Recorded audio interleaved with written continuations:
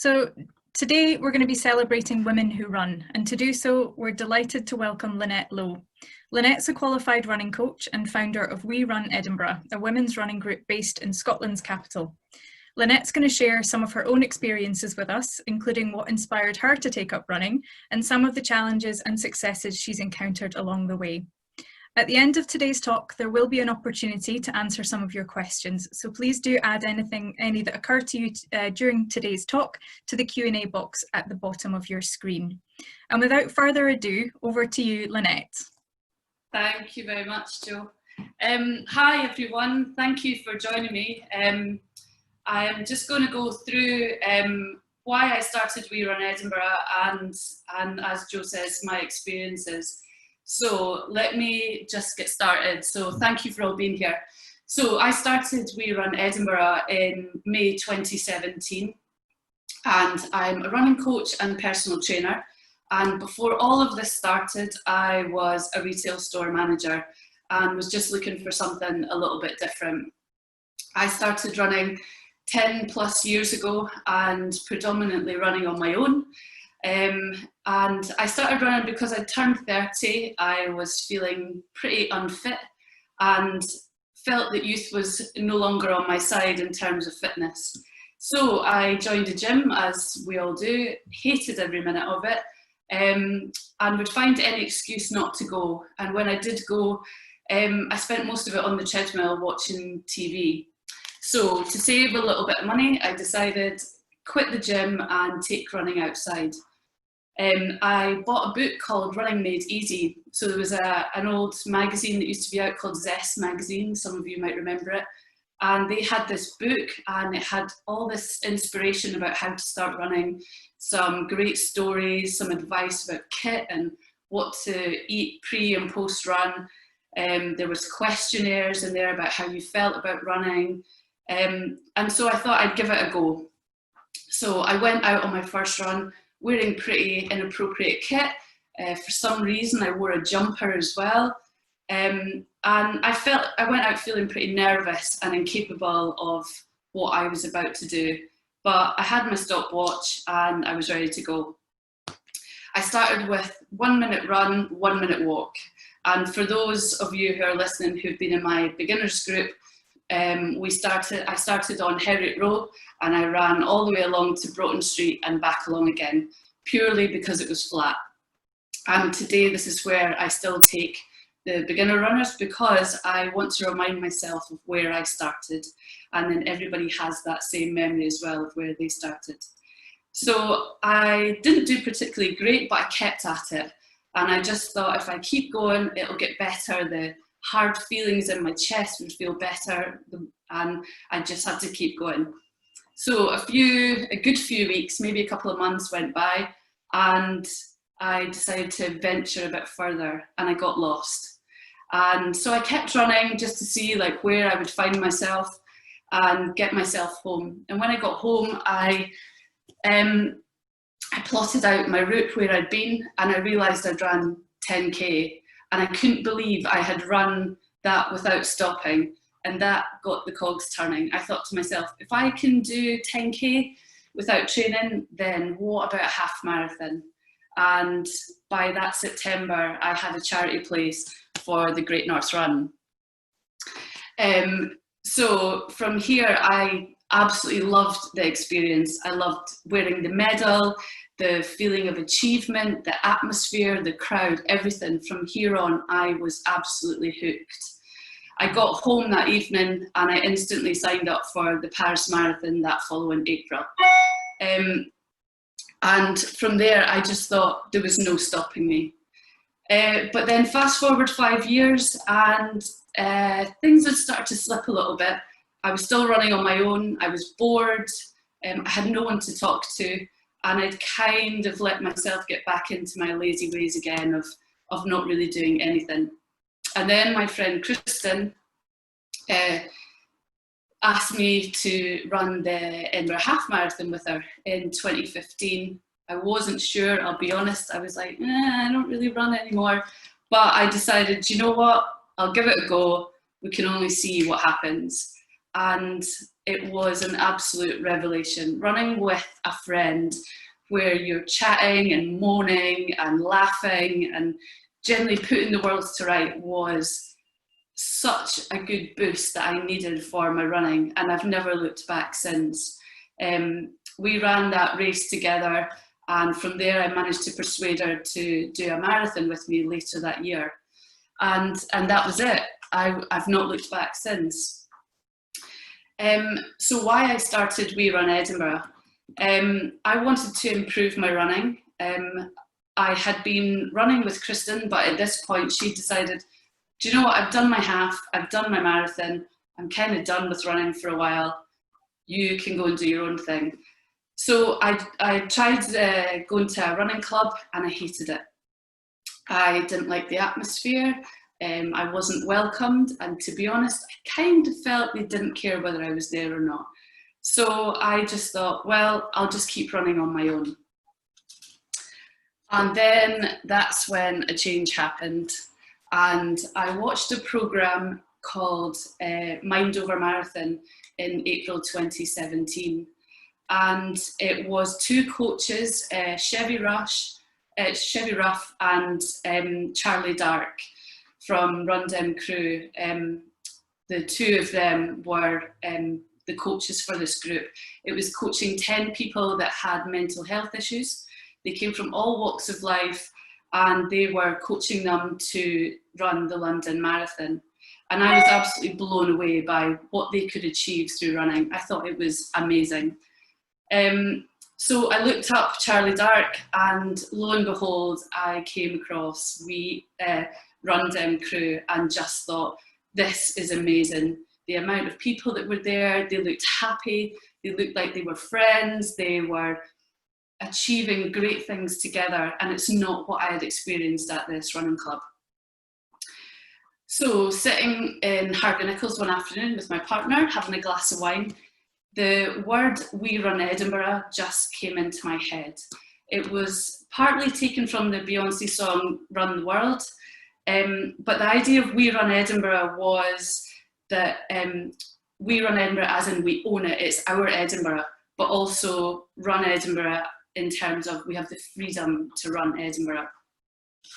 And that got me thinking instantly that what if I put a women's group together? How great would this be? So why a women's only running group? Especially when I've seen a group like, a mixed group like Run Crew. Well, first of all, it was only supposed to be for a group of friends, meeting up after work and doing a little bit of running together. I had no qualifications, so it was low key and it was what I felt comfortable with. There was no expectation. And three, I started to research women's participation in sports in Scotland and was a little bit shocked at what I saw. So I'm going to go over a couple of slides with you now, just to show you where women's sport is in Scotland at the moment. So on this first one, this is taken from a report called the Observatory for Sports Scotland, and this was done last year. This is an updated version of one I saw previously. So you can see from on the first figure, 4.1, this is adults 16 plus and their physical activity levels between 2012 and 2016. And this is regular activity, which is moderate activity is 150 minutes per week, or vigorous exercise 75 minutes per week. So you can see that 71% of males will take part in regular physical activity, whereas only 60% of women. Going to figure 4.2, this is the other end of the scale. This is the 16 plus, and this is very low activity levels in Scotland. So this is people who do less than 30 minutes or nothing at all a week. And you can see that 17% of men do nothing, but 23% of women. And that is 1 in 4 women are doing no exercise at all, which I found a little bit surprising. So there are reasons for this, and women have barriers to exercising. And I know that looking at these, I know some of you have already highlighted ones that probably speak to you. So just to go over some of them really quickly. The first one is lack of time in childcare. So women are reactive to the needs of their family unit, and they tend to put them first. Then we've got lack of money for clothing, equipment. Women generally earn less money than men do. So for full-time hours, which is roughly between 38 and 40 hours per week, women are paid on average £530 less per month than men. And when you look at part-time hours, pro rata, it's significantly more. Then we go on to body image and body confidence. So body image versus physical inactivity is a vicious cycle. If a woman doesn't feel great about her body, the chances are that she's probably not going to be physically active. And if a woman isn't physically active, she's probably not going to feel that great about her body. And it's a cycle that us women get into. Then women are also very critical of their own self-performance. And this is so true. When I read this, I could instantly relate to this. So whenever I have a new runners group getting signed up, I always try and make it for people who've never ran before. But it's amazing the amount of people who sign up for the new runners, but it's people who've either done a 10K or a half marathon at some point in their life, but they still consider themselves a beginner. And that's what women do. We always lower our expectations of ourselves and be self-critical. We've also got self-confidence is seen as competitive. So many women are put off by the pressure of being competitive. So certain sports and team sports, for example, women can be put off. So sports like yoga, gymnastics and aerobics, because they are more about building the person as an individual rather than as a team sport, and are aesthetics based, they tend to be more popular with women. Then you've got things like attitudes and prejudices. So there are three areas with this one. The first one is sexuality, and it's perceived sexuality. So for example, if women are doing a sport that is deemed a masculine sport, like rugby, for example, women are perceived as being a lesbian because they play that sport, which is completely irrelevant to the sport itself or the participation, but it can put some people off. Then you have ethnicity, so determining religion and cultures. Women feel that some women have to dress in an appropriate way for their culture or their religion, which can also put women off. There is a huge disparity of women of ethnic minority actually doing sport in Scotland, which is something that really needs to be worked on. And then the third one is disability, and this is a lack of access to facilities, a lack of role models, and the other one is a lack of understanding coaches. So one little point about coaches that I want to make is that throughout sport in Scotland, of all the coaches there are out there, only 18% of women are women, which means we are hugely underrepresented for sport. And then we go on to personal safety and sexual harassment. So in the study, women said that they found it difficult going to and from facilities. They have a fear of abuse from either a coach, a peer, a passerby or a bystander. And also that tight clothing can make women feel vulnerable when they're exercising. So even in running, we wear tight leggings, but we tend to wear leggings. We prefer that over wearing shorts. It's all about our self-confidence. So just a couple of notes on this. I don't want this to be a focus on the negatives, but it's a reminder that these feelings are normal and that as women, we all feel these at some point. It's not to blame men for anything at all, and it's not to do the poor us speech, but it's an opportunity for women to do their own thing, to get past the barriers, work together and support each other. So the start of We Run Edinburgh. So we started, our first run was May the 11th, 2017. There was just 2 of us.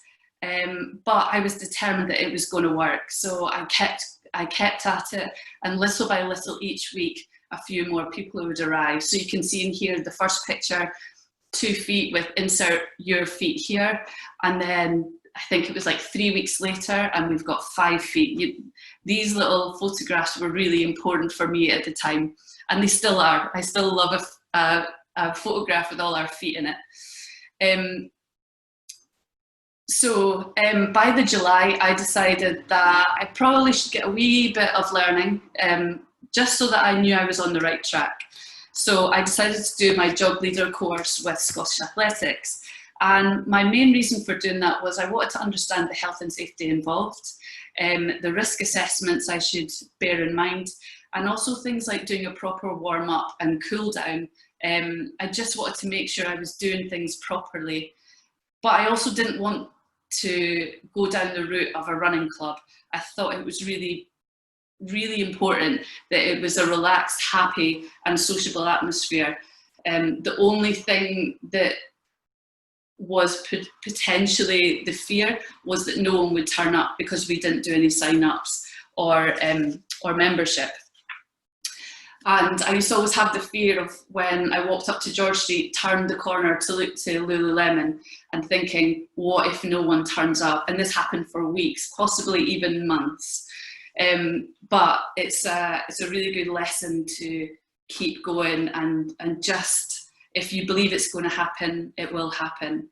So we meet at Lululemon, and the reason for that is I used to be a store manager next door to the store, and I knew that some of the staff in there already, and had popped in before to say that I was starting a running group. And what's been great is that they have been so supportive of the group. When it's cold, wet and wild outside on a weekday evening, they very kindly allow us to wait inside. We sometimes do our warm-ups, and they've been really great. They've even been really great in supporting me in my career as well, which is great. So this is where the Wednesday social run became our main run. And what I love about looking at all the photographs of our Wednesday social run is how happy everyone looks.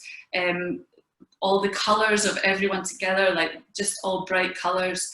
There's not one photograph there that is the same. We change our routes all the time, and it's just based on whoever wants to turn up and we will run. And that's what I love so much about it. But when you have a group that is looking really happy and we're going for a nice run, then you find that I found that we were getting requests for, do we do beginners groups? And this is where this took a little bit of a change for the group. So from here, this is what we've achieved. So we started doing new runners and progressive runners groups fairly quickly. It started in 2018 in the January. And so looking at my figures, I figured that with the new runners groups, we've probably started between 80 and 120 women running with us. Then in the progressive runners groups, between about 50 and 80 women have gone on to do the 10K. And the reason that the numbers are a little bit less is because some of the people who want to progress from there have done the course maybe 2 or 3 times. So yeah, so I only take it from that one person. I also started last year a Mums Run Edinburgh group. It was just at the end of last year, so I've done 4 groups so far, and there's been about 20 runners in that. And so including the Wednesday social run, we have probably brought 200 plus women's runners together already, which when you're going about it week to week, you don't really look at the numbers, but it's when you start to pull it all together, you realise, wow, what a group we have, like this is amazing. And we've done so much together as well. So we have all the different things we've done. We have the top one in the left corner was the first time a group ran from the bottom of Dundas Street to the top. And now we've done it hundreds of times, that run.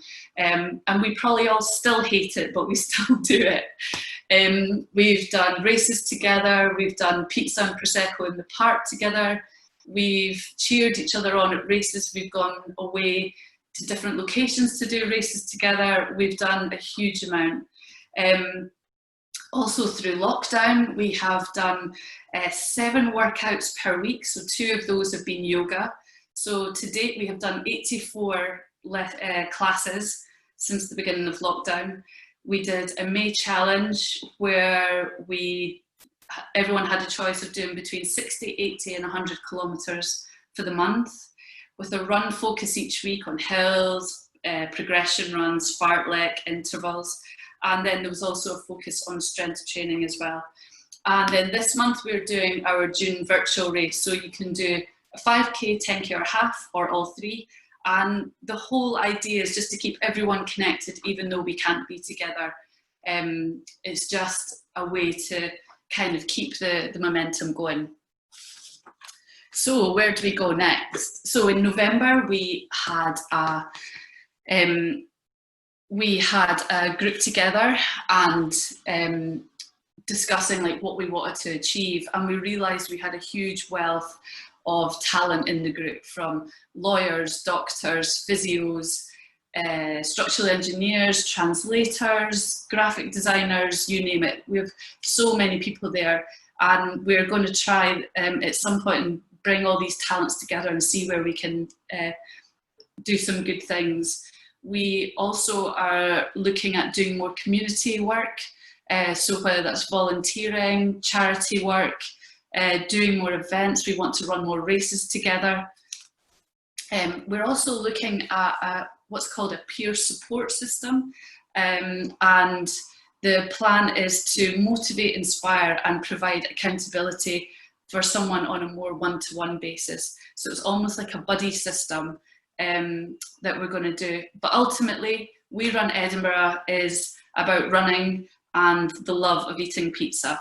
So we're going in the right direction anyway. So very quickly, just a couple more things. Our values and our vision. So I saw this quote a few years ago, and it's called, "When women support each other, incredible things happen." For me, the main focus is that we're inclusive, we're welcoming and we're inspiring. And I want women to come to We Run Edinburgh and run happy, get stronger and feel more confident. And if we can do that, then the goal has been achieved. And I think when women are supporting each other, we make it more possible to happen. It doesn't matter where you start or where you finish, as long as you start. That's the main thing. And connect with like-minded people and enjoy the run. So lastly, I just want to go over this, and it's what We Run Edinburgh has done for me. It has been life-changing for me. From going from a retail manager to a run coach and personal trainer in 3 years is pretty incredible. And 5 years ago, I would never have dreamed that this would have been possible. I have the support of an amazing group of women, and they trust me and they inspire me and they keep me accountable. So it's not just about me encouraging them to go for a run. It's, if the run's there and I know they're going to be there, then I know I have to be there as well. So everyone keeps me accountable as well. They never question my ability.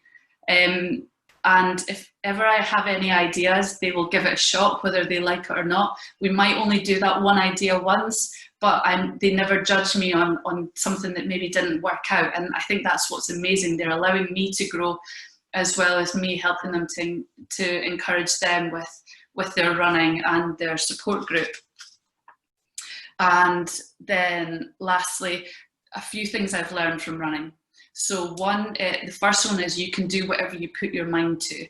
So whether this is a race distance, putting together a running group, regardless of any setbacks, keep the goal in mind. It doesn't matter how long it takes you to get there, just keep your goal in mind. Number 2 is you'll never know until you try. This is about getting out of your comfort zone. Tonight, this is me getting out of my comfort zone. So it's a case of, I don't know how this is going to feel tonight until I try it. And it's not as scary as I thought it was going to be. The third one is be patient. Training for a marathon takes time, and so does achieving any goals. So stick at them and be patient, it's worth the wait. And finally, learn from your past experiences. I don't believe I would have been a coach if I hadn't had a bad race, a great race, injuries to deal with, illnesses during a race. It's all these things that have made me who I am and who I am becoming. And I don't think I would have been in this position had I not experienced that. So the final quote is, forget all the reasons why it might go wrong and believe in the one reasons that it will go right. Thank you very much for your time. I feel like it's been really rushed, but it's just a snippet of the We Run Edinburgh life. Thank you very much. Thank you, Lynette. That was great. I feel super inspired. I'm looking forward to getting my trainers on now after this. I would also just encourage everybody, as an aside, if anybody is thinking about coming along to a We Run Edinburgh social run, when they do resume, then absolutely do it. You wouldn't regret it at all. It's a lovely bunch of girls and be happy to have you along. So we're just going to go through a couple of questions now. We've got about 5 minutes for questions for Lynette. So the first one is, somebody's asked if you have an upper age limit to who can come along. Nope, not at all. Anybody. The only stipulation I have is, as a coach, I am only allowed to coach adults, so 18 years plus, so there's no upper age limit at all. The only limit is your confidence and ability to get out there. Absolutely, absolutely. Fantastic. Good. And do you have any plans to extend to any other areas in Scotland? Oh, I do think about this quite a lot, because I would love a We Run Dundee, a We Run Aberdeen, We Run Glasgow, but not yet. I feel like we need to find someone in each city to pass the baton on to. So yeah, we will. It's in the thinking. Good stuff. Somebody's asked if how they can join We Run Edinburgh. Do they need to send you a message, or do they just turn up, or what would you recommend? So there, I get this question when the groups were running. I got this question on a weekly basis, like, how do I join? There is no joining. You are free to come and go as you like. You can turn up any night. At the moment, obviously, things are a little bit different, but if you keep an eye on the Facebook page and the Instagram page, as soon as we've got the runs going back up, I'll put the date, the time, the place, and you just need to come along. That's all there is. Yeah, everyone's welcome. Great, good stuff. We've got a message from Susie to say, not a question, just say that was a little emotional. Can't wait until the group is able to get back out there. I know there's lots of the We Run Edinburgh girls watching, so hello to everybody. Hi everyone. And I have to just say, because it was part of my little presentation, but I had to cut so much out. Like, there's so much I wanted to say in this, but as an example, Susie was in my very first beginners group, and we tell everybody this in the new beginners, but Susie was in the very first beginners group, and she's now a Jog Scotland leader a lot, and she helps me with the runners group now, which is amazing, because it's great seeing someone develop in that way as well. And there's also Gina as well, who's a Jog Scotland leader who helps us with the progressive group. So it's great to have support as well. Yeah, absolutely. See that progression from the very beginning to running their own. That's really cool. Lots of other nice messages from people. Jenna says, very emotional, and Elisa said, well done, Lynette, brilliant talk. Thank you. That's about our time now, unfortunately, so I'm going to have to draw this to a close. But thank you very much, Lynette, for your time this evening. It's been great. And thank you to everybody for tuning in today. If today's talk has whetted your appetite for sport and adventure, you might be interested in signing up for our outdoor swimming event, which is a virtual event, so you don't need to get chilly, taking place on Tuesday, the 21st of July at 5 o'clock with TV presenter Callum McLean. So if you're interested in that, the full details are at our website. So thank you again to everybody and to Lynette, and have a lovely evening, everyone. Great, thank you everyone. Thank you. Bye.